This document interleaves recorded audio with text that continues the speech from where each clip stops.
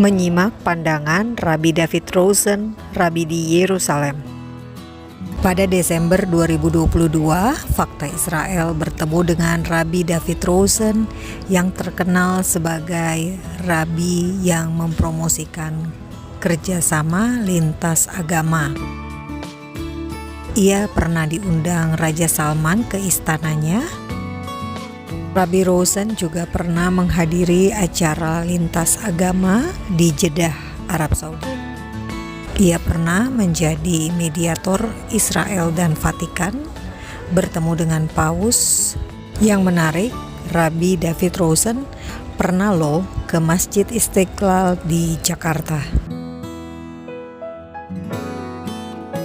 What do you think about Indonesia? Indonesia is more than something that you can think about in only one way, because it's a continent.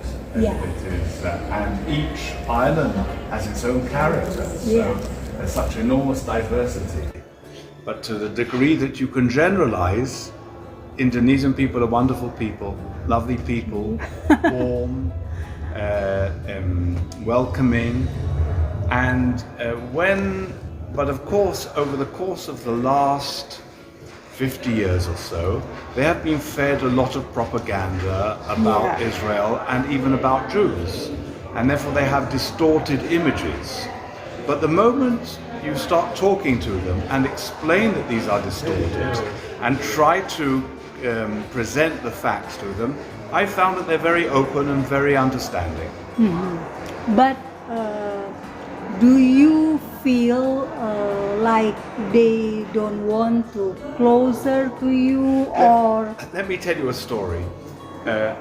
One of the first times I came to Indonesia twice as the guest of the late Gusdur, of President Abdul Rahman Wahid. No, this was another occasion. This was when I was coming for a conference at the Habibi Center on the Abrahamic religions, war and peace.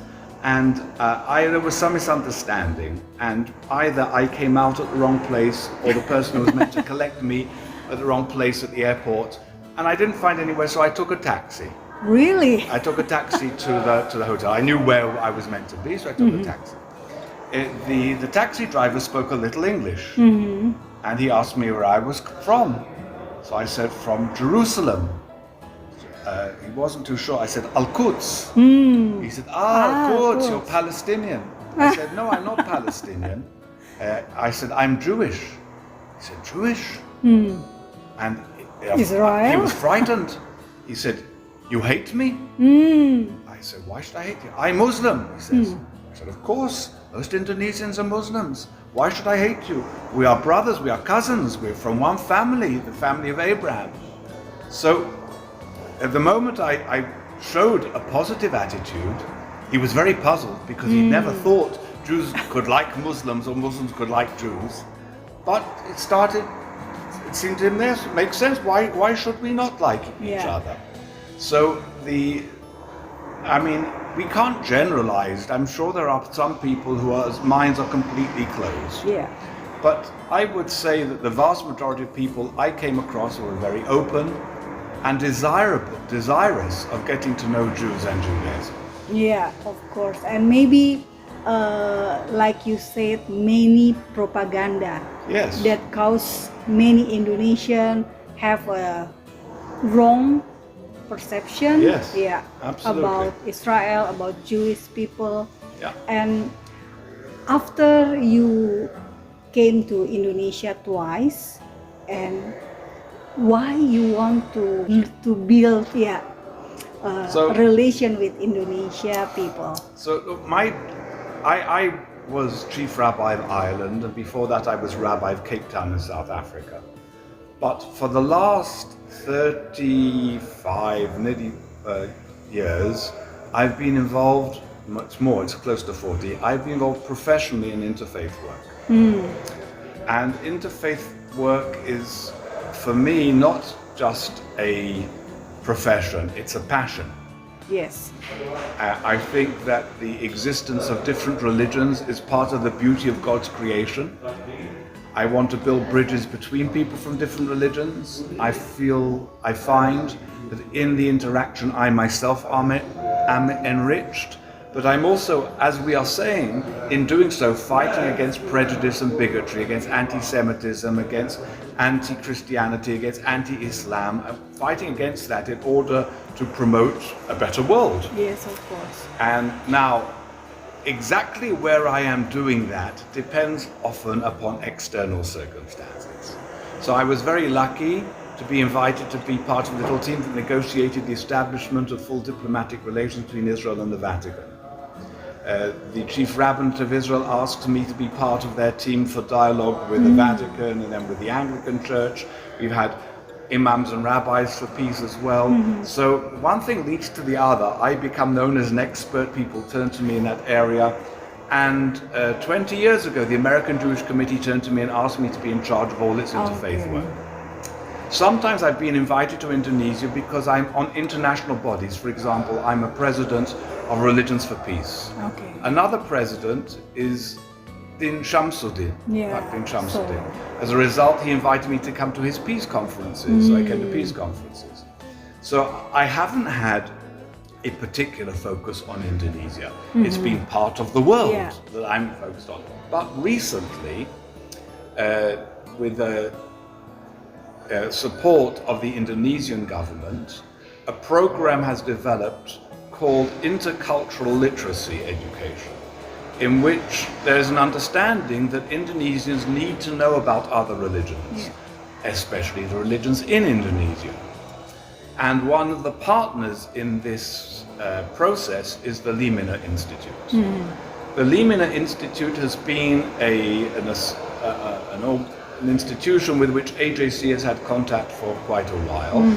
And when developing this program, they realized that even if there is no Jewish community to speak of, maybe only 200 Jews in the whole of Indonesia, nevertheless, you can't really deal with interreligious literacy and understanding without referring to Judaism.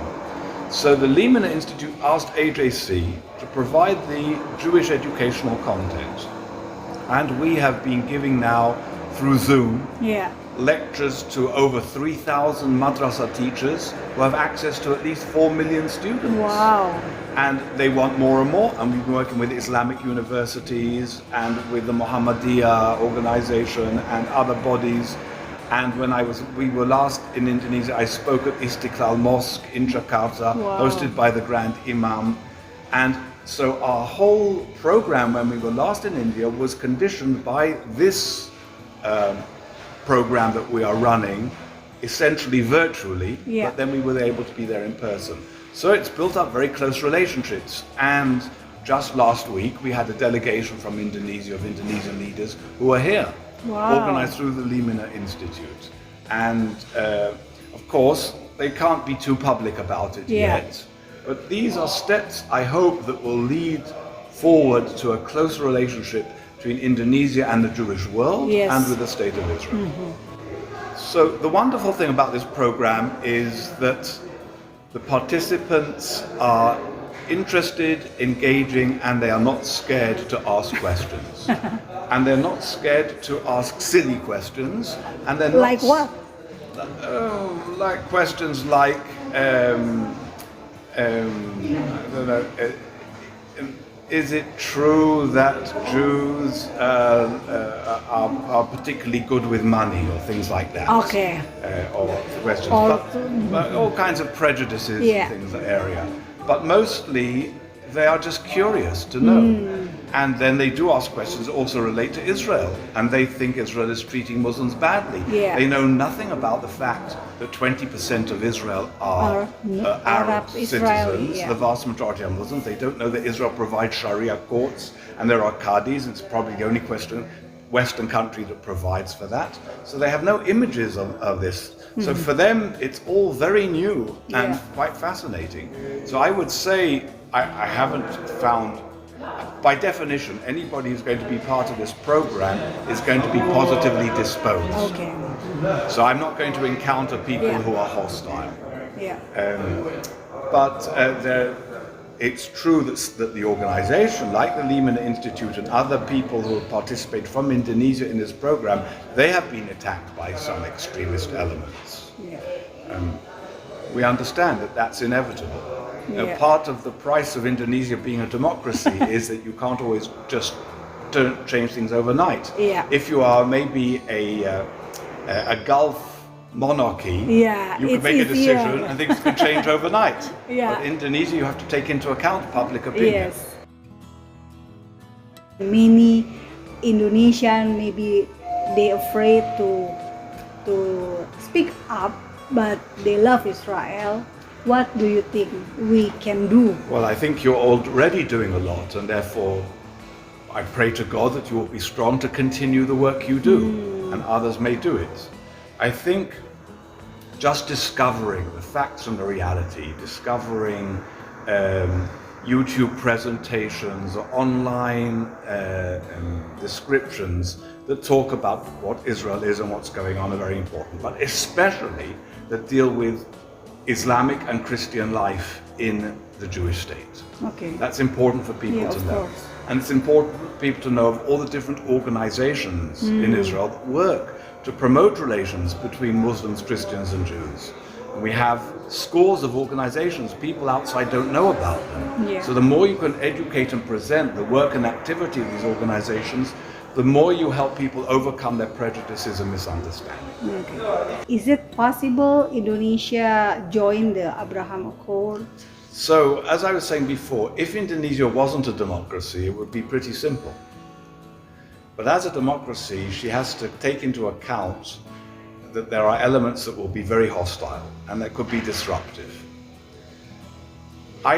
My impression from my visits to Indonesia and from talking to people in influential positions is that if Saudi Arabia were to join the Abraham Accords, then it would be much easier for Indonesia to do so.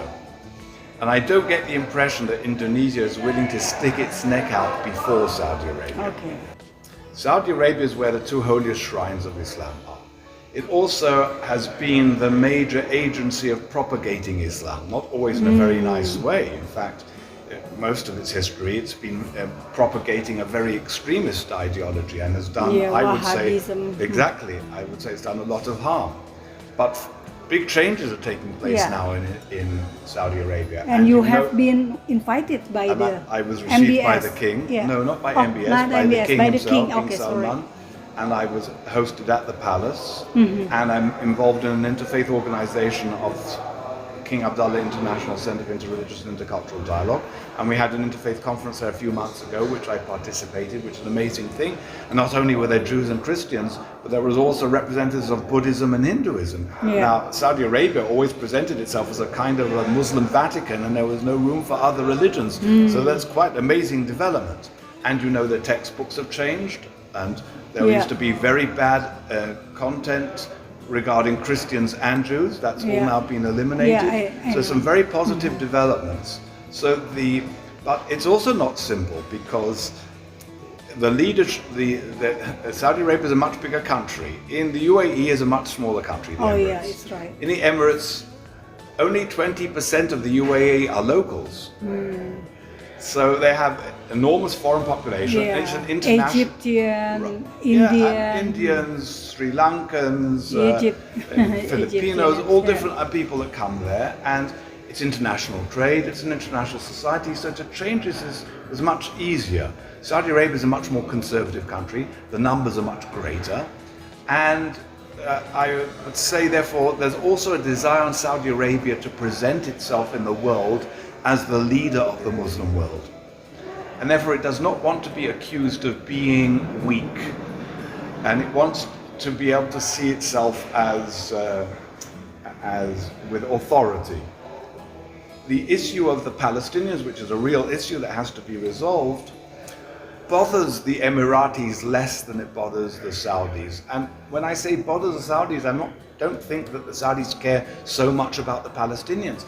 But it is a cause célèbre, it's an issue, and they cannot afford to be seen to ignore it. So, at the moment there is a lot of business going on between Israel and Saudi Arabia under the table. A lot, and it's getting more and more. I think if something were to happen here, it doesn't need to be a big thing. In my opinion, even if Israel was to say to the Palestinians, let's go back to the negotiating table, that probably alone might be enough for Saudi Arabia to be able to move ahead. But at the moment, they're very cautious. But they give the legitimacy to other Muslim societies that the Emiratis and the Bahrainis and even the Moroccans do not give. Maybe you want to add something? No, If you have... only to send my blessings from Jerusalem to all Indonesians, Christians, Muslims, and others, that God may bless them and that their hearts may be open to know their Jewish brothers and sisters, and together to make the world a safer, happier, and more embracing world for everybody. Thank you very much, Rabbi.